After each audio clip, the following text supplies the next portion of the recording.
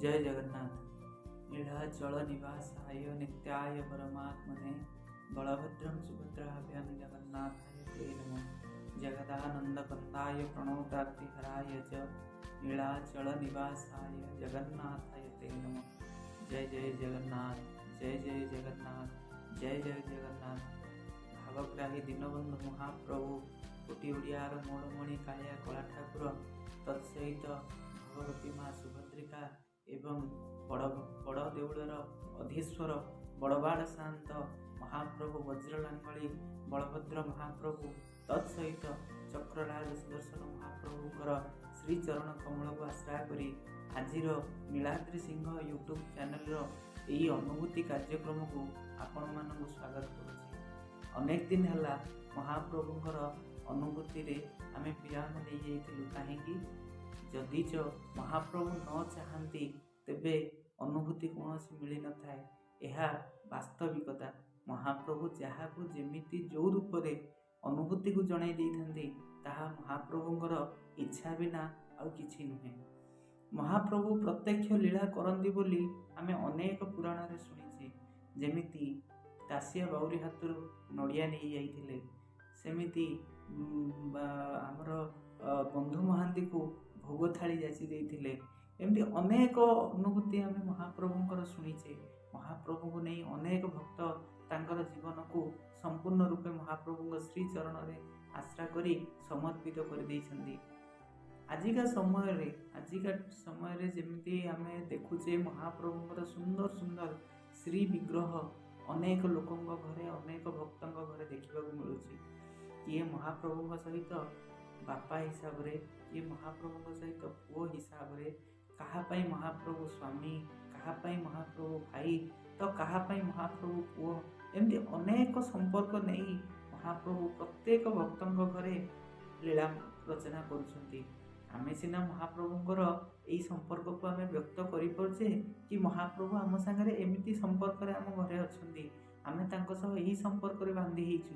किंतु चिंता करिवार विषय जे महाप्रभु तांको भक्तर परिचय दियंती कि नहीं, सेमिति एक अनुभूति को नहीं आजिर एई अध्याय महाप्रभु श्री जगन्नाथ केमिति तांकर अत्यंत प्रिया अत्यंत समर्पिता भक्त विषय रे किपरि निजे परिचय देइथिले ताहा एई अनुभूति कार्यक्रम रे आमे आज जानिबा। अनुभूतिटी आउ कहार नुह, यह होची घरे घरे परिचिता स्वर्गता शांतिलता छोटरायंकर। समस्तंग पई से अपा रूप रे परिचित शांति अपा महाप्रभुंक पई सारा जीवन तांको जीवन को समर्पित कर देइछन्ती। दिनक पाई महाप्रभु को छाड़ी से पहुँचबार रास्ता बोली किसी चिंता करि पारनांती। महाप्रभु को से एते भल पाती जे से प्रतिदिन सकाळु उठिले तांकर नाम नेबा, तांकर गीत गाइबा, तांको पई भजन रचना करिबा पई से प्रतिदिन तांकर किछि ना किछि समय से बाहर करथिले। तांकर एक मुख निसृत गोटे अनुभूति आमे आज सुनिबा, जहाँकि तांकर अत्यंत परिचित जन व्यक्ति पाखरु मु जानिबा को पाइथिले। महाप्रभु किपरि शांति अपांक जीवन रे तांकर भक्तर परिचय बोली से केमिति देइथिले ताहा हमें आज जानिबा।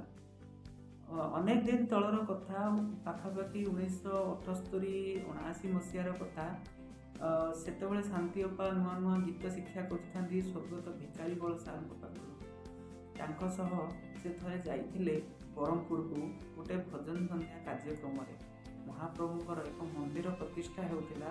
से प्रतिष्ठा कार्यक्रम रे भजन समारोह कार्यक्रम रे उपस्थित रही महाप्रभु को भजन सुनैकी फेरिबा समय रे सांगरे थिले स्वर्गत भिकारी बल सार एवं गौरी शंकर ब्रह्मा, जे कि जने वेदज्ञ पंडित तत्सहित जने विशिष्ट उपस्थापक मध्य एवं सांगरे गाड़ी चलाइबा जाइए गोटे ड्राइवर। रास्ता भूली ब्रह्मपुर फेरिबा समय रे रास्ता भूली कौन से एक अजना रास्ता रे गाड़ी चली आसता है। अंधार रास्ता, कहीं जानी नांती रास्ताटी किपरि आलोकर सेतबेले एते व्यवस्था नथिला। किंतु महाप्रभुଙ୍କର नाम रे महाप्रभुଙ୍କ कथारे समस्त मग्न थिबा समय रे गाड़ीटी एक भूल रास्ता रे चली आसिला। ରାସ୍ତାରେ ଆଗକୁ କିଛି ଦେଖାଯାଉନି, ନିକଞ୍ଚନ ରାସ୍ତା, ଆଗକୁ ଜଙ୍ଗଲ, ଦି ସାଇଡ୍ରେ ଜଙ୍ଗଲ, ମଝିରେ ଯାଉଛି ଗାଡ଼ିଟି। ହଠାତ୍ ଏମିତି ଏକ ଜାଗା ଆସିଲା ଯେଉଁ ଜାଗାରେ କି ଗାଡ଼ିଟି ହଠାତ୍ ବନ୍ଦ ହେଇଗଲା। ଗାଡ଼ିଟି ବନ୍ଦ ହେଇଗଲା ପରେ ଡ୍ରାଇଭର ଦେଖିଲା ଗାଡ଼ିରୁ ତେଲ ସରିଗଲା। ଏମାନେ ତେଲ ପକାଇବା ପାଇଁ ଭୁଲି ଯାଇଛନ୍ତି, ଏପଟେ ଭୁଲ ରାସ୍ତାରେ ଆସି ଯାଇଛନ୍ତି। ଗାଡ଼ିଟି ଆସି ନିକାଞ୍ଚନ ଜାଗାରେ, ସୁନସାନ ଜାଗାରେ ଠିଆ ହେଇଗଲା। ମନେ ମନେ ସମସ୍ତେ ଭୟ ପାଇଲେ। ମହାପ୍ରଭୁଙ୍କୁ ଅନେକ ଗୁହାରି ଜଣେଇଲେ, ମହାପ୍ରଭୁ ଆପଣଙ୍କର କାର୍ଯ୍ୟକ୍ରମ ସାରିକି ଫେରୁଥିଲୁ, ବିପଦ ଆସିକି ପହଞ୍ଚିଛି, ମହାପ୍ରଭୁ ଆପଣ ଉଦ୍ଧାର କରନ୍ତୁ।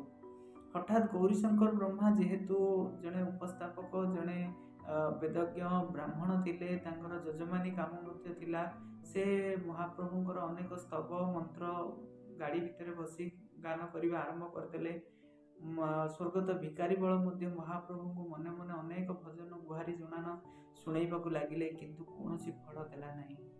ପାଖରେ ବସିଥାନ୍ତି ଚୁପଚାପ ଶାନ୍ତିଲତା ଛୋଟରାୟପ୍ପା ବସିଥାନ୍ତି ଏବଂ ସମସ୍ତଙ୍କର ମୁହଁକୁ ମୁହଁ ଦେଖୁଥାନ୍ତି ଯେ କ'ଣ ଚାଲିଛି ପ୍ରକୃତରେ, ମହାପ୍ରଭୁ ଏମିତି କାହିଁକି କଲେ। କିଛି ନା କିଛି ମହାପ୍ରଭୁଙ୍କର ଲୀଳା ନିଶ୍ଚିତ ଭାବରେ ହେବ, କିନ୍ତୁ ମନରେ ଦୃଢ଼ ବିଶ୍ୱାସ ଯେ ମହାପ୍ରଭୁ ଆମକୁ ଯଦି ବିପଦରେ ପକାଇଛନ୍ତି, ମହାପ୍ରଭୁ ନିଶ୍ଚିତ ବିପଦରୁ ଆମକୁ ଉଦ୍ଧାର କରିବେ। ଅଳ୍ପ ବୟସର ଝିଅଟିଏ, ଆଗ ଭବିଷ୍ୟତ ବୋଲି କିଛି ଜାଣିନି, କିନ୍ତୁ ସାଙ୍ଗରେ ଯେହେତୁ ଗୁରୁ ଅଛନ୍ତି, ଗୁରୁଙ୍କ ପାଇଁ ସେ ସମ୍ପୂର୍ଣ୍ଣ ରୂପରେ ସାହସର ସହିତ ବସିଛନ୍ତି ଗାଡ଼ିରେ। ହଠାତ୍ ଗୌରୀଶଙ୍କର ବ୍ରହ୍ମା ତାଙ୍କୁ କହିଲେ, ମାରେ ଆମେ ଏତେ ମହାପ୍ରଭୁଙ୍କୁ ପ୍ରାର୍ଥନା କଲୁଣୁ, ମହାପ୍ରଭୁଙ୍କର ବୋଧହୁଏ କାନରେ ବାଜୁନି, ତୁ ଟିକେ ମହାପ୍ରଭୁଙ୍କୁ ଟିକେ ଜଣା ତ। ମହାପ୍ରଭୁଙ୍କର ଏଇ ଗୌରୀଶଙ୍କର ବ୍ରହ୍ମାଙ୍କର ଏଇ କଥା ଶୁଣି ହଠାତ୍ ଶାନ୍ତିଅପା ଗୀତଟି ଗାଇବାକୁ ଲାଗିଲେ, ହେ ଚକାନୟନ, ଯାହାକି 1978 ମସିହାରେ ରେକର୍ଡିଂ ହେଇଥିଲା। ହେ ଚକାନୟନ ଅଗତିର ଗତି ଦୁଃଖ ନାଶନ, ଏହି ଗୀତଟି ବସି ଗାଡ଼ି ଭିତରେ ଗାଇବାକୁ ଲାଗିଲେ। ଗାଇବା ସମୟରେ ଗୀତ ବି ସରିନାହିଁ, ହଠାତ୍ ଗୋଟେ ଟ୍ରକ୍ ଆସି ସେ ଜାଗାରେ ପହଞ୍ଚିଲା ତାଙ୍କ ପାଖରେ। ଟ୍ରକ୍ରୁ ଡ୍ରାଇଭରଟି ଓହ୍ଲେଇ ଆସିଲା, ସେ ପୁରା ଝାଳ ନାଳ ହେଇଯାଇଥାଏ। ସେ ଆସିକି ତୁରନ୍ତ ତାଙ୍କୁ ଗୋଟେ ପେଟ୍ରୋଲ ଭରା ଗୋଟେ ବ୍ୟାରେଲ ତାଙ୍କୁ ଦେଇଦେଲା ଏବଂ ତାଙ୍କୁ କହିଲା, ମୁଁ ଆଗରେ ଅପେକ୍ଷା କରିଛି, ମୁଁ ଏଠି ବେଶୀ ସମୟ ଠିଆ ହେଇପାରିବି ନାହିଁ, ମୋର ବି କାମ ଅଛି, ତମେ ତୁରନ୍ତ ତେଲ ପକାଅ ଏବଂ ବ୍ୟାରେଲଟିକୁ ମୋତେ ଆଗରେ ଆଣିକି ଦେବ। ଏହା କହି ହଠାତ୍ ତାଙ୍କୁ ତେଲ ବ୍ୟାରେଲଟି ଦେଇଦେଇ ସେ ସେଠାରୁ ଚାଲିଗଲା। ଏମାନେ ଚିନ୍ତା କରୁଛନ୍ତି, ନିକାଞ୍ଚନ ଜାଗା, ଟ୍ରକ୍ଟି ଆସିଲା କେଉଁଠୁ, କିଏ ବା ପଠେଇଲା, ଏ ତେଲ କାହିଁକି ଦେଇଗଲା, ଏତେ ଗୁଡ଼ାକ ତେଲ, ପଇସା ବି ନେଇନି, କିଛି ନେଇନି, ହଠାତ୍ ଦେଇଦେଇକି ସେ ପଳେଇଗଲା। ତାପରେ ଶାନ୍ତିଅପା କହୁଛନ୍ତି, ବୋଧହୁଏ ମହାପ୍ରଭୁଙ୍କର ଇଚ୍ଛା ବୋଧେ କିଏ ଜଣେ ସହୃଦୟ ବ୍ୟକ୍ତି ଆଣି ତାଙ୍କୁ ଦେଇଦେଇକି ଗଲା। ଠିକ୍ ଅଛି, ଆମେ ତେଲ ପକେଇକି ଗାଡ଼ି ନେଇକି ଯିବା ଏବଂ ସେ ବ୍ୟକ୍ତିକୁ ତାଙ୍କର ତେଲ ବ୍ୟାରେଲଟି ଦେଇଦେବା।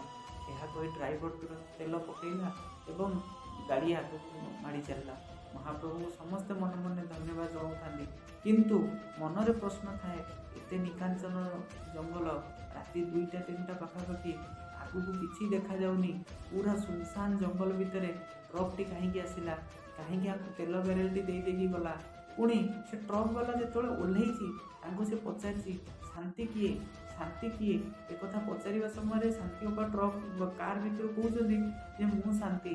ଆଉ ସେ ଟ୍ରକ୍ ବାଲା ପୁଣି ତାଙ୍କୁ କହିକି ଗଲା, ମାରେ ଏଇଟା ତୋ ସମ୍ପର୍କୀୟ ଦେଇକି ଯାଇଛନ୍ତି, ଆଉ ସେ ଯେହେତୁ ଆସିପାରିନାହାନ୍ତି, ଆଉ ତୁ ଏ ତେଲଟାକୁ ରଖିଦେ ଆଉ ତମ ଗାଡ଼ିରେ ତେଲ ପକେଇ ତମେ ଆସିଯାଅ, ମୁଁ ଏଇଠି ଅପେକ୍ଷା କରିପାରିବିନି, ମୁଁ ଆଗକୁ ଯିବି। ସେ ସମ୍ପର୍କୀୟ କିଏ, ଶାନ୍ତି ବୋଲି ଡ୍ରାଇଭର ଜାଣିଲା କେମିତି, କିଏ ସେ ସମ୍ପର୍କୀୟ ଏ ଜଙ୍ଗଲ ଭିତରେ ତାଙ୍କୁ ଭେଟ ହେଲା। ଏକଥା ମନରେ ଅନେକ ପ୍ରଶ୍ନ ତିନି ଜଣଙ୍କ ମନରେ ଉଙ୍କି ମାରୁଥାଏ। ଏମିତି ଚିନ୍ତା କରି ସେମାନେ ଯାଇ ଆଗରେ କିଛି ବାଟ ଗଲା ପରେ ଗୋଟେ ପେଟ୍ରୋଲ ପମ୍ପ ପାଇଲେ। ସେ ପେଟ୍ରୋଲ ପମ୍ପ ପାଖରେ ଦେଖିଲେ ସେ ଟ୍ରକ୍ଟି ଠିଆ ହେଇଛି। ଡ୍ରାଇଭରଟି ଟ୍ରକ୍ରୁ ଓହ୍ଲେଇ ରାସ୍ତା କଡ଼ରେ ଠିଆ ହେଇଛି। ଠିଆ ହେବା ପରେ ସେମାନେ ଏଇ 3 ଜଣ ଯାଇ ଗାଡ଼ିରେ ସେଠାରେ ପହଞ୍ଚିଲେ ଏବଂ ଗାଡ଼ିରୁ ହଠାତ୍ ଓହ୍ଲେଇ ପଡ଼ିଲେ ଭିକାରୀ ସାର୍। ଭିକାରୀ ସାର୍ ଯାଇ ଯେତେବେଳେ ଓହ୍ଲେଇଛନ୍ତି, ତାଙ୍କ ମନରେ ଯେତେ ପ୍ରଶ୍ନ ଥିଲା, ତମେ କିଏ, ତମେ ଶାନ୍ତିକୁ ଚିହ୍ନିଲ କେମିତି, ଏ ନିକାଞ୍ଚନ ରାସ୍ତାରେ ତମେ କାହିଁକି ଆସିଲ, ତମେ କାହିଁକି ଆମକୁ ତେଲ ବ୍ୟାରେଲଟି ଦେଇଦେଇ ଗଲ, ଏମିତି ଅନେକ ପ୍ରଶ୍ନ ତାଙ୍କୁ ସେ ପଚାରିଲେ। ତାଙ୍କର ପ୍ରଶ୍ନ ଶୁଣି ସେ ଡ୍ରାଇଭରଟି ଆଖିରୁ ଧାର ଧାର ଲୁହ ବୋହିଗଲା। ସେ ଆସି ଭିକାରୀ ସାର୍ଙ୍କ ପାଦ ଧରିଦେଲା, କହିଲା, ମହାଭାଗ ମୁଁ ଆପଣଙ୍କୁ ଚିହ୍ନି ପାରିଲିନି, ମୋତେ ଆମେ ଯେତେବେଳେ ମୁଁ ବି ଏମିତି ଏଇ ରାସ୍ତାରେ ମୋର ଆସିବାର ନଥିଲା, ମୁଁ ଯେତେବେଳେ ଗାଡ଼ି ନେଇକି ଆସୁଥିଲି ହଠାତ୍ ମୁଁ ମଧ୍ୟ ଭୁଲରେ ଏଇ ରାସ୍ତାରେ ପଳେଇ ଆସିଲି। କିନ୍ତୁ ଯେତେବେଳେ ଆସୁଥିଲି ମୋତେ ବାଟରେ ହଠାତ୍ ଦିଟା ପିଲା ଭେଟ ହେଲେ। ଗୋଟେ କଳା ହେଇ ଗୋଟେ ପିଲା ପାଖାପାଖି 12-13 ବର୍ଷର, ଗୋଟେ 15-16 ବର୍ଷର ଗୋଟେ ଗୋରା ପିଲା। 2 ଜଣ ଠିଆ ହେଇଛନ୍ତି ସେ ରାସ୍ତାରେ, ମୋତେ ହାତ ବଢ଼େଇଲେ।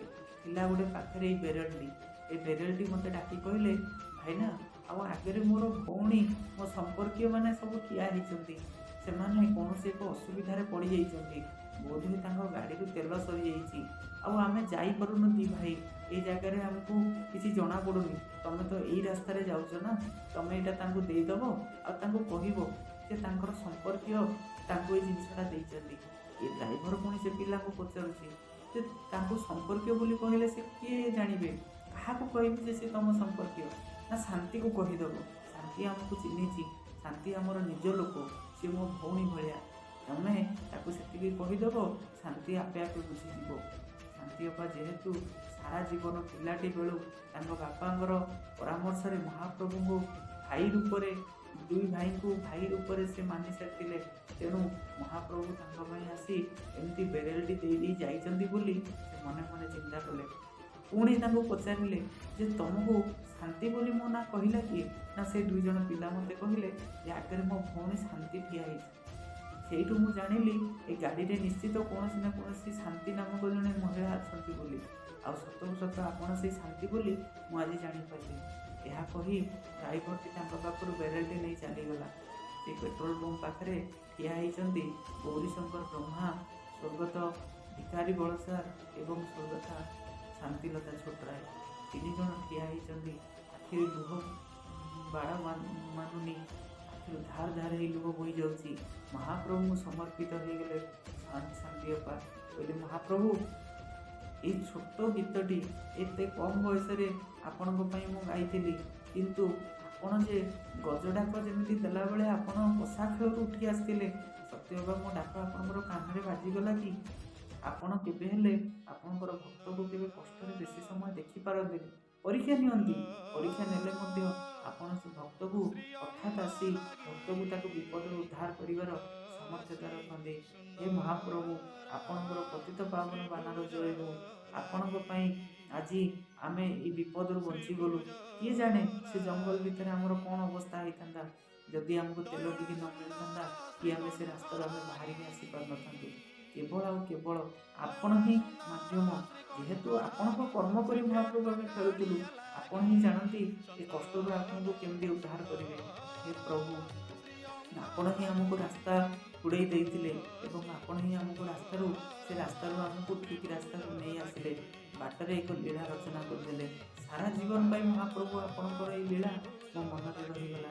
ସେଇଦିନ ଗୁରୁ ଭିକାରୀ ବଳଙ୍କ ପାଖରେ ସେ ପ୍ରତିଜ୍ଞା କରିଥିଲେ, ହେ ଗୁରୁଦେବ, ଜୀବନରେ ଯେତେ ଦିନ ମୁଁ ବଞ୍ଚିଥିବି ମୋ କଣ୍ଠରୁ କେବଳ ଆଉ କେବଳ ମହାପ୍ରଭୁଙ୍କ ନିମନ୍ତେ ଭଜନ ଜଣାଣ ସବୁ ଧରି ଆସୁଥିବ। ଶେଷ ନିଶ୍ୱାସ ଯିବା ପର୍ଯ୍ୟନ୍ତ ମୋ କଣ୍ଠରୁ କେବଳ ଆଉ କେବଳ ମହାପ୍ରଭୁଙ୍କ ନାମ ହିଁ ବାହାରୁଥିବ। ଏତିକି ମୋର ପ୍ରତିଜ୍ଞା। ଆଉ ଆପଣଙ୍କ ଆଶୀର୍ବାଦ ରହିଲେ, ମହାପ୍ରଭୁଙ୍କ ଆଶୀର୍ବାଦ ରହିଲେ ମୋର ଏ ପ୍ରତିଜ୍ଞା ନିଶ୍ଚିତ ରୂପେ ସଫଳ ହେବ। ସତକୁ ସତ ଆଜି ଶାନ୍ତି ଅପା ଏ ସଂସାରରେ ନାହାନ୍ତି, କିନ୍ତୁ ଜୀବନ ସାରା ଜୀବନ ପାଇଁ ମହାପ୍ରଭୁଙ୍କୁ ସମର୍ପିତ। ଏମିତି ତାଙ୍କର କୌଣସି ଗୀତ ନାହିଁ ଯାହାକି ମହାପ୍ରଭୁଙ୍କୁ ସମର୍ପିତ ନୁହଁ। ମହାପ୍ରଭୁଙ୍କ ପାଇଁ ତାଙ୍କର ହୃଦୟରୁ ଯେଉଁ ଗୀତ ବାହାରୁଥାଏ, ଆଜି ରତ୍ନ ସିଂହାସନ ମହାପ୍ରଭୁଙ୍କର ଥରି ଯାଉଛି। ଯଦି ଆପଣ କେବେ ବି ଚେଷ୍ଟା କରିବେ ମହାପ୍ରଭୁଙ୍କ ପାଖରେ ଶାନ୍ତି ଅପାଙ୍କର କୌଣସି ଏକ ଜଣାଣ ଗାଇଥିବେ, କେବେ ବି ମହାପ୍ରଭୁଙ୍କ ସାମ୍ନାରେ ଠିଆ ହେଇ ଶାନ୍ତି ଅପାଙ୍କର ଗୀତ, ଶାନ୍ତି ଅପାଙ୍କ କଣ୍ଠରୁ ଝରି ଆସିଥିବା କୌଣସି ଏକ ଭଜନ ଗାଇଥିବେ, ଆପଣଙ୍କ ରୋମ ଟାଙ୍ଗୁରି ଉଠିଥିବ। ଆପଣଙ୍କ ମନରୁ ମହାପ୍ରଭୁଙ୍କ ପ୍ରତି କୋହ ଆସି ଆଖିରୁ ଲୁହ ବୋହି ଆସିଥିବ। ଏହା ହିଁ ହେଉଛି ଗୋଟେ ଭକ୍ତର ପରିଚୟ। ଏହିପରି ଭାବରେ ମହାପ୍ରଭୁ ଯେ ତାଙ୍କ ଭକ୍ତକୁ ପରିଚୟ ଦେଇପାରିଥିଲେ, ଏହା ହିଁ ଆଜିର ଅନୁଭୂତିର ପ୍ରମାଣ। ମହାପ୍ରଭୁ ଏହିପରି ସଦାସର୍ବଦା ତାଙ୍କ ଭକ୍ତଙ୍କୁ ରକ୍ଷା କରୁଥାନ୍ତୁ। ଯେତେ ବିପଦ ଆସୁ, ଯେତେ ପରୀକ୍ଷା ନିଅନ୍ତୁ, ସବୁଥିରୁ ମହାପ୍ରଭୁ ତାଙ୍କୁ ଉଦ୍ଧାର କରୁଥାନ୍ତୁ। ଏହିପରି ମହାପ୍ରଭୁଙ୍କ ନିକଟରେ ନିଜର ପ୍ରଣତି ଜଣାଇ ଆଜିର ଅଧ୍ୟାୟରେ ଆପଣମାନଙ୍କୁ ଶେଷ ପ୍ରଣାମ ଜଣାଇ ମହାପ୍ରଭୁଙ୍କ ପାଖରେ ଏତିକି ପ୍ରାର୍ଥନା କରୁଛି, ହେ ମହାପ୍ରଭୁ, ସମସ୍ତଙ୍କୁ ଭଲରେ ରଖିଥାଅ, ସମସ୍ତଙ୍କୁ ଖୁସିରେ ରଖିଥାଅ। ସର୍ବୋପରି ଆପଣ ଖୁସିରେ ରହିଥାନ୍ତୁ, ଆପଣ ଭଲରେ ରହିଥାନ୍ତୁ। ଆପଣ ଭଲରେ ରହିଲେ ପରା ଆମେ ଭଲରେ ରହିବୁ। ହେ ମହାପ୍ରଭୁ, ଆପଣଙ୍କର ଜୟ ହେଉ, ଆପଣଙ୍କର ଜୟ ହେଉ, ଆପଣଙ୍କର ଜୟ ହେଉ। ଜୟ ଜୟ ଶ୍ରୀ ଜଗନ୍ନାଥ।